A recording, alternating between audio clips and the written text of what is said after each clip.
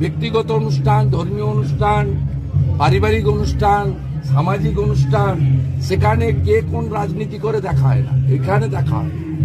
CPM এর খেলার জটিতে মমতা ব্যানার্জি পা গলিয়েছিলেন। সিপিএম যা শুরু করেছিলেন মমতা ব্যানার্জি সেই বৃত্তকে সম্পূর্ণ করেছিলেন।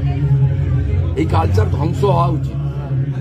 কিন্তু আমি কেন, অন্যদেরও আমন্ত্রণ থাকলে এখানে আসা উচিত, এই ছুতমার কাটিয়ে এগোনো উচিত। আর ও তো সিম্বল অফ, মানে এগেনস্ট যে পরিবারতন্ত্র চলছে পশ্চিমবাংলায়, সর্বস্তরে দুর্নীতি চলছে, তার বিরুদ্ধে যে যে কণ্ঠস্বরগুলো মানুষের কাছে পরিচিত, তার মধ্যে কৌস্তব বাগচি একজন।